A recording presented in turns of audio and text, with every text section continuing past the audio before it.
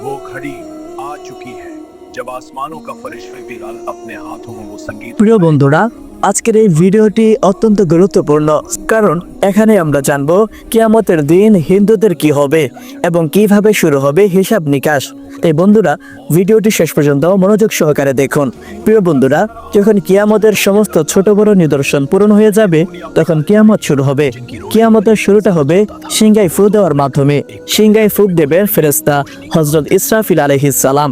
হযরত ইসরাফিল আলাইহিস সালাম যখন সৃষ্টি হয়েছেন, তখন থেকে আল্লাহ তাআলার হুকুমে সিংহায় মুখ রেখেছেন। যেদিন সৃষ্টিকর্তার পক্ষ থেকে সিংহায় ফুক দেওয়ার হুকুম হবে, সেদিন প্রতিটি প্রাণী মৃত্যুর স্বাদ গ্রহণ করবে। তা পাখি হোক, জন্তু জানোয়ার হোক, ফেরেশতা কিংবা মানুষ, এমনকি আকাশ ফেটে গিয়ে গলিত তামার মতো লাল হয়ে যাবে। সূর্য ও চন্দ্র দুটোই নিষ্প্রশ্য একত্রিত হয়ে যাবে। তারাগুলো ধ্বংস হয়ে ছড়িয়ে পড়বে। পৃথিবী আল্লাহ তাআলার ভয়ে প্রচণ্ডভাবে কাঁপতে শুরু করবে। পাহাড় এমনভাবে চূর্ণ বিচূর্ণ হবে যে তা ছড়িয়ে পড়া ধুলোর মতো মনে হবে। নদী ও সমুদ্রের পানি আগুনের মতো জ্বলে উঠবে। এই পৃথিবীতে যা কিছু জীবনের মতো অবশিষ্ট থাকবে, সব কিছুর ধ্বংস হয়ে যাবে। এমনকি শেষ পর্যন্ত সেই প্রাণ যিনি সিংহায় ফুঁক দিচ্ছেন, অর্থাৎ হযরত ইসরাফিল আলাইহিস সালাম, তাকেও আল্লাহ তাআলা মৃত্যু দেবেন। আর সেদিন শুধুমাত্র একমাত্র মহান রব্বুল আলামিন সত্তাই অবশিষ্ট থাকবেন। এরপর যখন আল্লাহ তাআলার ইচ্ছা হবে, তখন তিনি আবার হযরত ইসরাফিল আলাইহিস সালামকে জাগিয়ে তুলবেন। তাকে আবার সিংহায় ফুঁক দেওয়ার হুকুম দেওয়া হবে।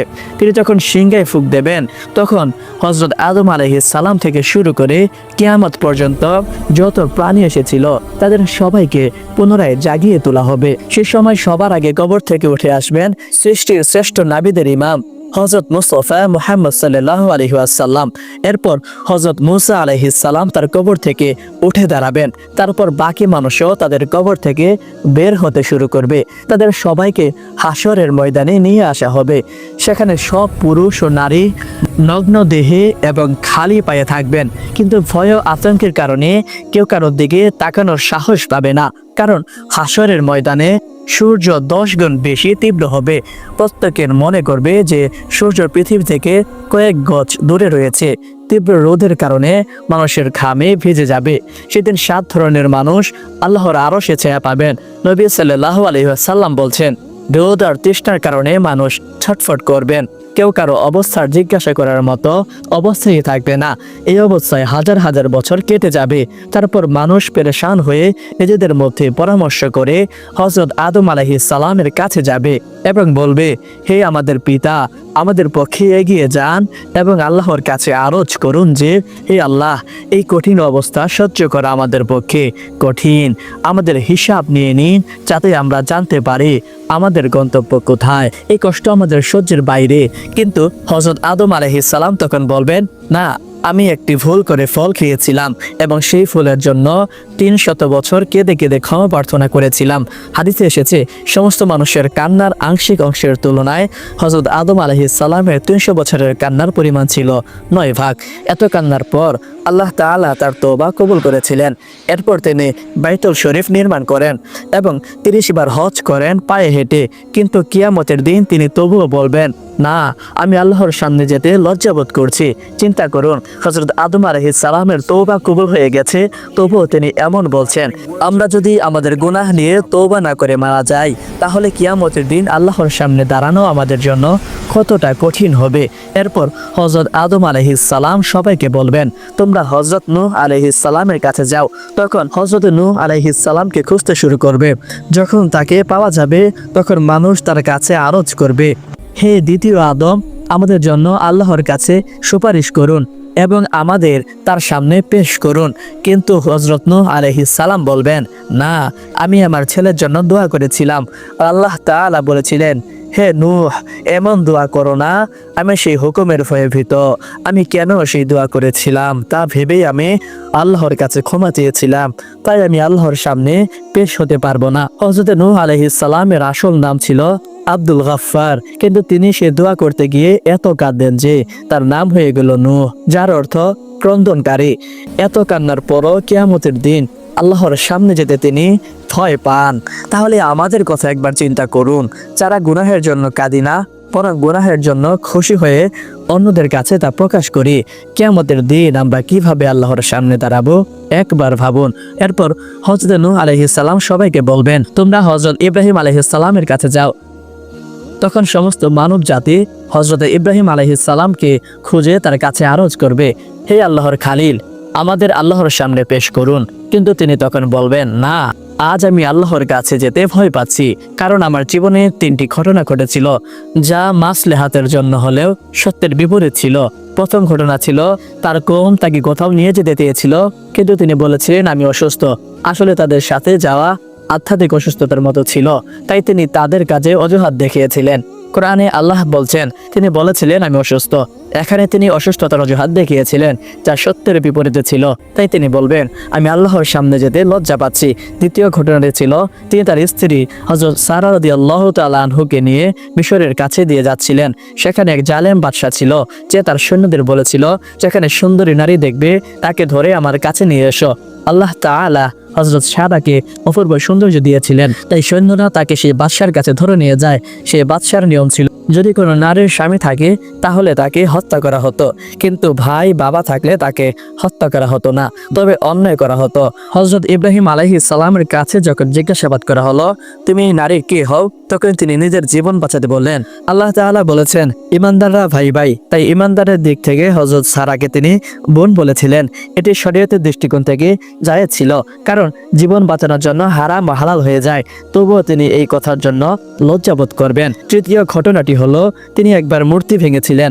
যখন কাফেররা তাকে জিজ্ঞাসা করলো, আমাদের মাবুদকে কে ভেঙেছে, তিনি তখন বললেন, তোমরা তাকে জিজ্ঞাসা করো যাকে তোমরা বড় মনে করো। তিনি মূর্তি ভেঙে কুড়ালটি বড় মূর্তির কাঁধে রেখেছিলেন, তাই তিনি বললেন, বড় মূর্তির কাছে জিজ্ঞাসা করো।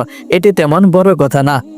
এটি তেমন বড় কথা না হলেও কাফেরদের বোঝানোর জন্য করা হয়েছিল, কিন্তু এটি সত্যের বিপরীতে ছিল, তাই তিনি বলবেন, আল্লাহর খালিল হওয়া সত্ত্বেও আমি আল্লাহর সামনে যেতে লজ্জা পাচ্ছি। আমরা যারা দিনরাত মিথ্যা কথা বলি, মিথ্যা কসম খাই, অন্যের সামনে নিজের দোষ থাকতে মিথ্যা বলি, কিয়ামতের দিন আমাদের কতটা লজ্জাবোধ হবে তা একবার ভাবুন তো। এরপর হযরত ইব্রাহিম আলাইহিস সালাম বলবেন, তোমরা হযরত মূসা আলাইহিস সালামের কাছে যাও। তখন সমস্ত মানব জাতি হযরত মূসা আলাইহিস সালামের কাছে গিয়ে বলবে, হে কালিমুল্লাহ, আমাদের জন্য সুপারিশ করুন। কিন্তু তিনি তখন বলবেন, না, আমি সুপারিশ করতে পারবো না, কারণ একবার আমি আমার বিরোধী এক ব্যক্তির সাথে ঝগড়া করেছিলাম। নসিহতের জন্য তাকে আমি একটি খুশি মেরেছিলাম যাতে সে বুঝতে পারে, কিন্তু সেই খুশিতে সে মারা গিয়েছিল। আমি আল্লাহর কাছে ক্ষমা চেয়েছিলাম, কিন্তু তবুও সে আমার খুশিতে মারা গিয়েছিল, তাই আমি আল্লাহর সামনে লজ্জা পাচ্ছি। তারপর হযরত মূসা আলাইহিস সালাম বলবেন, তোমরা হযরত ঈসা আলাইহিস সালামের কাছে যাও। তখন সমস্ত মানব জাতি হযরত ঈসা আলাইহিস সালামের কাছে গিয়ে বলবে, কিন্তু তিনি বলবেন, না, আমি আল্লাহর সামনে যেতে ভয় পাচ্ছি, কারণ আমার উম্মত আমাকে আর আমার মাকে আল্লাহর সাথে শরীক করে ফেলেছিল। আর যদি আল্লাহ আমাকে জিজ্ঞাসা করেন, তুমি কি বলেছিলে আমার সাথে তোমাকে আর তোমার মাকে শরীক করতে, তাই আমি আল্লাহর সামনে যেতে ভয় পাচ্ছি। তারপর হযরত ঈসা আলাইহিস সালাম বলবেন, তোমরা আল্লাহর প্রিয় নবী হযরত মুহাম্মদ মুস্তাফা সাল্লাল্লাহু আলাইহি ওয়াসাল্লামের কাছে যাও। তখন সবাই নবী করিম সাল্লাল্লাহু আলাইহি ওয়াসাল্লামের কাছে যাবে। সেই সময় আল্লাহ তাআলা নবীদের জন্য মিম্বার তৈরি করবেন। সব নবী তাদের নিজ নিজ মিম্বারে বসবেন। নবী সাল্লাল্লাহু আলাইহি ওয়াসাল্লামের জন্য মিম্বার তৈরি করা থাকবে, কিন্তু তিনি মিম্বারে বসবেন না, কারণ তার মনে হবে, যদি আমি এই মিম্বারে বসি তাহলে এটি জান্নাতে চলে যেতে পারে আর আমার গুনাহগার উম্মত পেছনে থেকে যাবে। তখন আল্লাহ তাআলা জিজ্ঞাসা করবেন, হে আমার প্রিয় বন্ধু, আপনি মিম্বারে বসছেন না কেন? তখন তিনি বলবেন, হে আমার আল্লাহ, উম্মতের গুনাহের বিষয়ে এখনো ফয়সালা হয়নি, আমি কিভাবে মিম্বারে বসবো? তখন আল্লাহ তাআলা তার উপর একটি বিশেষ তল্লাশি প্রকাশ করবেন। নবী করিম সাল্লাল্লাহু আলাইহি ওয়াসাল্লাম বলেছেন, সেই তাল্লাচির কারণে আল্লাহ তাআলা আমাকে মাকামে মাহমুদ দান করবেন। আমি সেখানে গিয়ে একটি সিজদা করব এবং সিজদায় আল্লাহর এমন প্রশংসা করব যা এর আগে কেউই করেনি এবং পরেও কেউ করবে না। কান্না অবস্থায় আমি সিজদা করব। আল্লাহ তাআলা আমার সেই সিজদা কবুল করবেন এবং জিজ্ঞাসা করবেন, হে আমার প্রিয় বন্ধু, আপনি কি চান? আমি বলবো, হে আমার আল্লাহ, আপনার বান্দাদের হিসাব নিয়ে নেন। আল্লাহ তাআলা বলবেন, ঠিক আছে। হাদিসে এসেছে, যখন অনুমতি দেওয়া হবে তখন নবী করিম সাল্লাল্লাহু আলাইহি ওয়াসাল্লাম হযরত আবু বকর রাদিয়াল্লাহু তাআলা আনহুর হাত ধরে আল্লাহর সামনে পেশ করতে চাইবেন যাতে হিসাব শুরু হয়। এটি শুনে হযরত আবু বকর রাদিয়াল্লাহু তাআলা আনহুর চোখে পানি এসে যাবে। তিনি বলবেন, হে আল্লাহর নবী সাল্লাল্লাহু আলাইহি ওয়াসাল্লাম, আমি জীবনের শেষ সময় মুসলিম হয়েছিলাম। আমার জীবনের বেশিরভাগ সময় ইসলামের আগে কেটেছে, তাই আমি চাই না আমাকে আগে পেশ করা হোক। কিন্তু আল্লাহর প্রিয় নবী বলবেন, হে আবু বকর, তোমাকে এগিয়ে যেতে হবে। তখন হযরত আবু বকর রাদিয়াল্লাহু তাআলা আনহু এগিয়ে যাবেন এবং নবী করিম সাল্লাল্লাহু আলাইহি ওয়াসাল্লাম যা করেছিলেন তিনিও তাই করবেন। তিনি আল্লাহর সামনে সিজদায় পড়ে যাবেন এবং কাঁদতে শুরু করবেন। কিতাবে লেখা আছে, আবু বকর সিদ্দিক রাদিয়াল্লাহু তাআলা আনহু এত কাঁদবেন যে আল্লাহ তাআলা বলবেন, হে আমার প্রিয় নবীর ঘনিষ্ঠ বন্ধু, তুমি কাঁদছো কেন? সিজদা থেকে মাথা তুলে বলো তুমি কি চাও। আল্লাহ তাআলা তার সিজদা কবুল করবেন এবং তার উপর একটি বিশেষ তাআলাজি প্রকাশ করবেন। হাদিসে এসেছে, কিয়ামতের দিন আল্লাহ তাআলা সবার উপর তাআলাজি প্রকাশ করবেন, কিন্তু হযরত আবু বকর রাদিয়াল্লাহু তাআলা আনহুর উপর বিশেষ তাআলাজি প্রকাশ করবেন। আল্লাহ তাআলা তার প্রিয় নবীর এই বন্ধুর প্রতি এত খুশি হবেন যে তার উপর বিশেষ তাআলাজি প্রকাশ করবেন। তারপর হযরত ওমর রাদিয়াল্লাহু তাআলা আনহুকে পেশ করা হবে। হাদিসে এসেছে, তখন হযরত ওমর এগিয়ে যাবেন। তখন আল্লাহ তাআলা বলবেন, হে ওমর, তোমার উপর শান্তি বর্ষিত হোক। আরেকটি হাদিসে এসেছে, কিয়ামতের দিন আল্লাহ তাআলা সবার আগে হযরত ওমর রাদিয়াল্লাহু তাআলা আনহুকে সালাম দিবেন। তিনি এমন পবিত্র জীবনযাপন করেছিলেন যা তার আমল দেখে আল্লাহ তাআলা খুশি হবেন। এরপর আল্লাহর প্রিয় হযরত ওসমান রাদিয়াল্লাহু তাআলা আনহুকে পেশ করা হবে। কিতাবে লেখা আছে, যখন হযরত ওসমান রাদিয়াল্লাহু তাআলা আনহু আল্লাহর সামনে পেশ হবেন, তখন আল্লাহ তাআলা তার হিসাব খুব দ্রুত নিয়ে নেবেন।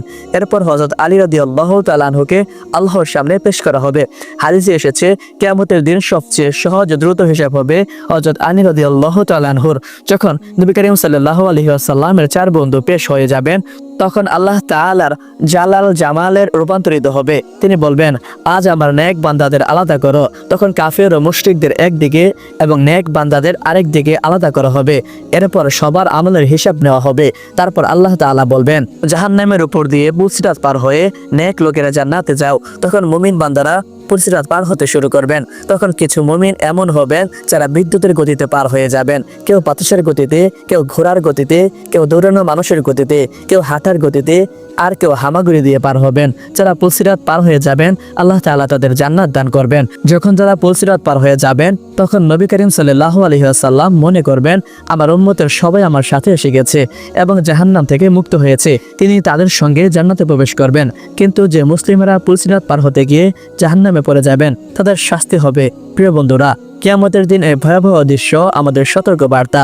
আজ আমরা যে গুনাহকে গুনাহ বলে মনে করি না, সেই গুনাহ নিয়ে যদি মৃত্যুবরণ করি, তবে কিয়ামতের দিন আল্লাহর সামনে দাঁড়ানো আমাদের জন্য কঠিন হবে। তাই আসুন আজই আমরা তওবা করি, নেক আমলে ফিরে আসি এবং আমাদের আমলনামা সুন্দর করার চেষ্টা করি। তো বন্ধুরা, এই ছিল আজকের ভিডিও। আশা করছি আজকের ভিডিওটি আপনাদের সবার অনেক ভালো লেগেছে। যদি ভিডিওটি ভালো লাগে তাহলে অবশ্যই লাইক, কমেন্ট করে আপনার বন্ধুর সাথে শেয়ার করুন। আর অবশ্যই চ্যানেলটি সাবস্ক্রাইব করুন। আসসালামু আলাইকুম ওয়া রাহমাতুল্লাহি ওয়া বারাকাতুহু।